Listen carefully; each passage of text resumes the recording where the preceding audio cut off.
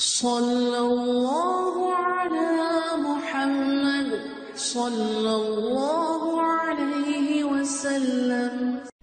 اعوذ باللہ السمیع العلیم من الشیطان الرجیم، بسم اللہ الرحمن الرحیم، والصلاۃ والسلام علی رسول الکریم۔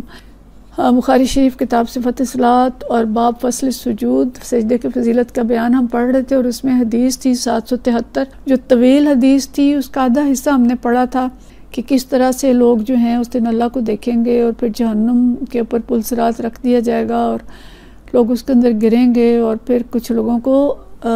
سجدوں کے آثار سے پہچان کر نکالا جائے گا، اور اس کی تفصیل ہم نے دیکھی تھی۔ آج اس حدیث کا اگلا حصہ ہم پڑھتے ہیں کہ جب وہ لوگ کچرے سے یعنی اگنے لگیں گے دوبارہ، اس کے آگے جو نبی کریم صلی اللہ علیہ وسلم نے فرمایا کہ ثم یفرغ اللہ من القضاء بین العباد، کہ جب اللہ تعالیٰ لوگوں کے درمیان فیصلہ کرنے سے فارغ ہو جائے گا، وَيَبْقَى رَجُلٌ بَيْنَ الْجَنَّةِ وَالنَّارِ، ایک شخص بچ جائے گا جنت اور دوزخ کے درمیان، وَهُوَ آخِرُ أَهْلِ النَّارِ دَخُولَ الْجَنَّةِ، ایک شخص ہوگا بس یہ جو آخری ہوگا اہل نار میں سے جنت میں داخل ہونے والا، مقبل بوجهہ قبل النار، جو اس کا منہ ہوگا وہ دوزخ کی طرف ہوگا، فیقول، وہ کہے گا یا رب صرف وجہی عن النار، یا اللہ میرے چہرے کو پھیر دے جہنم کی طرف سے، قد کشبنی ریحھا، کہ اس کی جو بو ہے اس نے مجھے ہلاک کر دیا ہے، واحرقنی ذکاؤھا، اور اس کی چمک جو ہے وہ بس میری آنکھوں کو خیرہ کیے دیتی ہے، مطلب یہ کہ حدت ہے وہ مجھے جلا رہی ہے۔ قال هل عصیت ان فعل ذلک ان تسأل غیر ذلک، تو اللہ کہتا ہے دیکھ کہ تو اگر میں تجھے یہ کر دوں گا تو اس کے بعد مجھ سے کچھ اور تو نہیں مانگے گا؟ فیقول، وہ کہے گا لا وعزت کا، نہیں تیری عزت کی قسم، فیؤتی اللہ ما یشاء من عہد والمیثاق، تو اللہ کو عہد اور میثاق دے گا، وعدے کرے گا اللہ کے ساتھ جو چاہے گا، فیصرف اللہ وجہہ عن النار، اس کا اللہ چہرہ پھیر دے گا آگ سے، فاذا اقبل بہ علی الجنۃ، پھر اس کا چہرہ جو جنت کی طرف کر دے گا، رآ بہجتہا، اس کی رونق دیکھے گا، سکت ما شاء اللہ ان یسکت، تو جب تک اللہ چاہے گا اس تک وہ خاموش رہے گا، ثم قال، پھر کہے گا یا ربی قدمنی عند باب الجنہ، اللہ مجھے جنت کے دروازے کے قریب کر دے، فیقول اللہ لہ، اللہ اسے کہے گا الیس قد اعطیت العہود والمیثاق، تو نے مجھ سے وعدہ نہیں کیا تھا، عہد اور میثاق نہیں کیا تھا، اللہ تسأل غیر الذی کنت سألت، کہ تو جو کچھ میں تجھے دے رہا ہوں اس کے بعد مجھ سے کوئی اور سوال نہیں کرے گا، فیقول، پر کہے گا یا ربی لا اکون اشقی خلقک، یا اللہ مجھے اپنے لوگوں میں اپنے خلق میں سب سے زیادہ بدبخت نہ بنا، فیقول، اللہ کہے گا فما عصیت ان اعطیت ذلک اللہ تسأل غیرہ،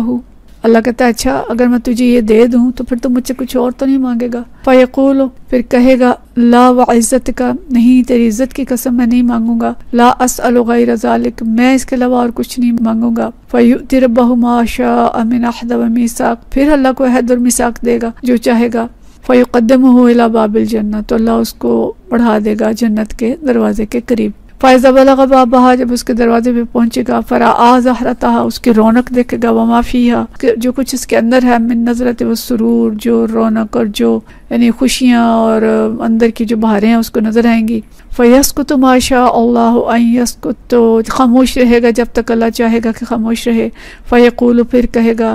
یا ربی ادخلنی الجنۃ، کہ اللہ مجھے جنت میں داخل کر دے، فَيَقُولُ اللَّهُ، تو اللہ کہے گا وَيْحَكَ يَا ابْنَ آدم ما اغدرک، تیرا ستیہ ناس ابن آدم، تو کتنا وعدہ خلاف ہے، الیس قد اعطیت العہد والمیثاق، تو نے مجھ سے عہد اور میثاق نہیں کیا تھا، اللہ تسأل غیر الذی اعطیت، کہ مجھ سے کوئی اور چیز نہیں مانگے گا جب میں تجھے یہ دے دوں گا، فیقول یا رب لا تجعلنی اشقی خلقک، یا اللہ مجھے تمام لوگوں میں تو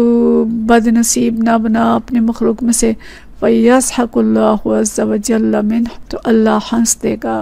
اللہ عز و جل جو ہے وہ ہنسے گا، ثُمَّ يَأْذَنَ لَهُ فِي دُخُولِ الْجَنَّةِ، پھر اسے جنت میں داخلے کی اجازت دے دے گا، فیقول، اللہ کہے گا چل تمنا کر، تجھے کیا چاہیے بتا، فتمنا، پھر وہ اپنی تمنائیں بتائے گا، حتی اذا انقطعت امنیتہ، جب اس کی ساری خواہشیں پوری ہو جائیں گی، قال اللہ عز و جل، تو اللہ عز و جل کہے گا من کذا و کذا، یہ بھی ہے یہ بھی ہے، اور چیزیں اس کو یاد کرائے گا، اقبل یذکرہ ربہ، اللہ اس کو اور یاد کرائے گا، اچھا یہ بھی ہے یہ بھی ہے، حتی اذا انتہت بہ الامانی، جب اس کی ساری خواہشیں جو کچھ تھا وہ پورا ہو جائے گا، قال اللہ تعالی، اللہ تعالیٰ کہے گا لک ذالک ومثلہ معاہ، تیرے لیے یہ بھی ہے اور اسی طرح کا اور بھی۔ قال ابو سعید خدری، حضرت ابو سعید خدری کہتے ہیں ابی ہریرہ رضی اللہ تعالیٰ عنہ سے ان رسول اللہ صلی اللہ علیہ وسلم قال، کہ رسول اللہ صلی اللہ علیہ وسلم نے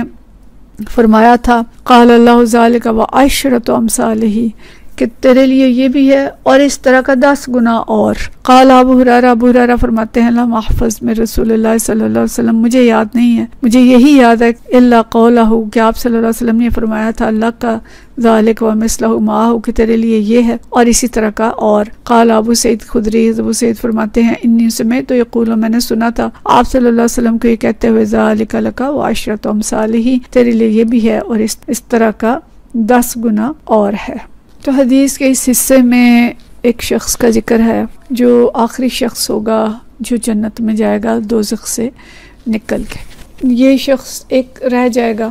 دوزخ سے، جب اسے نکالا جائے گا تو ظاہرہ وہ جلا ہوا اور اس کے اندر کوئی طاقت اور ہمت نہیں ہوگی۔ ایک روایت میں یہ آتا ہے کہ ایسا شخص ہوگا کہ اس کے دل میں اللہ تعالیٰ یہ بات ڈالے گا کہ کوشش کر کے ذرا جہنم سے باہر نکلو، کوشش کرے گا، بار بار گرے گا، بالآخر اللہ تعالیٰ اسے قوت عطا فرمائے گا اور جہنم کی آگ سے باہر آ جائے گا، اور وہ انتہائی کمزور ہوگا اور اس کے اندر اتنی طاقت نہ ہوگی کہ اپنا رخ جہنم سے موڑ سکے۔ تو وہ شخص سب سے پہلے وہ کہے گا الحمدللہ الذی نجانی، میں نے کہا کہ اللہ تیرا شکر ہے کہ تو نے مجھے اس سے نجات دی، یعنی میں اس سے تو بچ گیا، کہ میں جہنم سے بچ گیا۔ لیکن اس کے اندر اتنی طاقت نہیں ہوگی کہ اپنا رخ جو ہے وہ دوزخ کی طرف پھیر کے جنت کی طرف کر دے۔ تو پھر وہ اللہ سے دعا کرے گا کہ اللہ میرا چہرہ آگ سے دوسری طرف کر دے، کہ مجھے اس جہنم کی بدبو نے بہت تنگ کر دیا ہے اور اس کی جو تپش ہے اس نے مجھے جلا کے رکھ دیا۔ تو پھر اللہ اسے کہے گا کہ اچھا تو کوئی اور سوال تو نہیں کرے گا؟ تو وعدہ کرے گا نہیں، میں کچھ اور نہیں مانگوں گا۔ تو پھر اللہ اس کا رخ پھیر دے گا، جنت کی طرف کر دے گا۔ تو جب وہ جنت کی طرف دیکھے گا تو جنت کی تازگی اسے نظر آئے گی، جنت کی جو انعامات ہیں، نعمتیں ہیں، وہ اس کو نظر آئیں گی۔ تو پھر وہ کہے گا کہ اللہ بس اب مجھے جنت کے دروازے کے پاس لے جا۔ اللہ اسے وعدہ یاد دلائے گا۔ پھر وہ کہے گا اللہ مجھے اپنے مخلوق میں تو سب سے بد نصیب نہ کر۔ تو اللہ تعالیٰ پھر اس کو جنت کے دروازے کے پاس لے جائے گا، اور پھر اسے پوچھے گا کہ اچھا تو اور تو نہیں مجھ سے کچھ مانگے گا؟ تو پھر عہد کرے گا کہ نہیں اللہ اور کچھ نہیں مانگوں گا، انسان ہے۔ پھر جب وہ جنت کے دروازے میں ہوگا تو اسے جنت کی جو اندر کی چیزیں ہیں اور تر و تازگی لوگوں کی نظر آئے گی، لوگوں کے جو مسرتیں اور خوشیاں ہیں وہ نظر آئیں گی۔ تو پھر کہے گا کہ اللہ مجھے اپنے مخلوق میں بدقسمت نہ کر، مجھے بھی جنت میں داخل کر دے۔ تو پھر اللہ تعالیٰ ہنسے گا کہ انسان تو کتنا وعدہ خلاف ہے، لیکن اللہ ہنسے گا اور کہے گا کہ ٹھیک ہے تو جا جنت میں داخل ہو جا۔ ایک اور روایت کے اندر آتا ہے کہ اللہ سے فرمائے گا کہ جاؤ جنت میں، تو کہے گا اللہ جنت میں جگہ ہے، یہاں تو اتنے لوگ ہیں، میرے لیے جگہ کہاں ہوگی؟ تو اللہ کہے گا اچھا بتا تجھے کیا چاہیے، مانگو، تمنا کرو۔ تو اپنی ساری خواہشات جو ہیں وہ رکھے گا کہ اللہ مجھے یہ اور یہ اور یہ اور یہ چاہیے، آرزویں کرے گا، یہاں تک کہ اس کی ساری آرزویں ختم ہو جائیں گی، ساری خواہشات آرزویں اللہ تعالیٰ عطا کر دے گا۔ تو پھر اللہ تعالیٰ اس کے دل میں یہ بات ڈالے گا کہ اچھا یہ بھی ہے، یہ بھی ہے، یہ بھی ہے، بہت سی چیزوں کی یاد دہانی کرائے گا۔ جب وہ بھی ساری ختم ہو جائیں گی تو پھر اللہ کہے گا کہ اللہ کا ذالک ومثلہ معہ، کہ جو کچھ تم نے مانگا تمہارے لیے یہ بھی ہے اور اس کے علاوہ دگنی تگنی چیزیں یہ بھی ہیں۔ حضرت ابو سعید خدری رضی اللہ تعالیٰ عنہ کے بیان کے مطابق نبی کریم صلی اللہ علیہ وسلم نے فرمایا کہ اس سے 10 گنا تمہیں اور ملیں گے۔ تو سوچیں کہ یہ وہ شخص ہے جو جنت میں سب سے آخر میں داخل ہوگا، پتہ نہیں کتنے ہزار سال دوزخ میں رہے گا، اس سے پھر نکلے گا اور پھر جنت میں جائے گا۔ اللہ کتنا مہربان ہوگا، اس کی جنت اتنی بڑی اور اس کی خواہشات اتنی، جو مانگے گا جو تمنا کرے گا سارا کچھ مل جائے گا، اور پھر اللہ کہے گا یہ بھی اور اس سے 10 گنا اور۔ تو وہ لوگ جو ڈائریکٹ جنت میں جا چکے ہوں گے، براہ راست جا چکے ہوں گے، ان کی جنت کیسی ہوگی، ان کی خواہشات، ان کی مسرتیں، ان کی خوشیاں، ان کا عالم کیا ہوگا۔ تو اللہ تعالیٰ ہمیں براہ راست جنت میں جانے کی توفیق دے، ہمیں کبائر سے بچائے، ہمیں ان تمام گناہوں سے بچائے جو دوزخ میں لے کے جانے والے ہیں۔ اللہ تعالیٰ ہمیں سچی توبہ کی توفیق دے، اللہ اپنی یاد کی، اپنی عبادات کی بھی توفیق دے، ہمارے آثار و سجود کو بھی محفوظ رکھے، ہمیں صحیح نمازیں پڑھنے کی توفیق دے، سجدوں کی فضیلت کو سمجھنے کی توفیق دے۔ تو اس حدیث سے بس ہمیں یہ پتہ چلا کہ اللہ تعالیٰ کو انشاءاللہ ہم دیکھیں گے، اللہ کا دیدار کریں گے، اور نماز میں سجدہ بہت افضل ہے، اور سجدہ قرب الہی کا ذریعہ ہے، اور سجدہ روز محشر جہنم سے نکالنے کا ذریعہ بھی بنے گا۔ جہنم کی آگ جو ہے وہ آثار و سجود پہ حرام ہے، اور یہ کہ اللہ تعالیٰ کی رحمت ہر چیز سے زیادہ وسیع ہے، اللہ جسے چاہے گا بخش دے گا اور جیسے چاہے گا بخشے گا، اور پل صراط اور جنت اور دوزخ اور حشر اور نشر ہر چیز برحق ہے۔ اللہ تعالیٰ ہمیں ایسا مضبوط ایمان دے اور ایسے اعمال کی توفیق دے کہ ہم آتش دوزخ سے بچ سکیں اور ہم سے راضی ہو جائے اور ہمیں معاف کر دے اور آتش دوزخ سے محفوظ کر دے۔ اللہم اجرنا من النار، اللہم حاسبنا حسابا یسیرا، ربنا تقبل منا انک انت السمیع العلیم وتب علینا انک انت التواب الرحیم، وصلی اللہ تعالی علی خیر خلقہ محمد وآلہ واصحابہ وذریاتہ اجمعین، آمین برحمتک یا ارحم الراحمین۔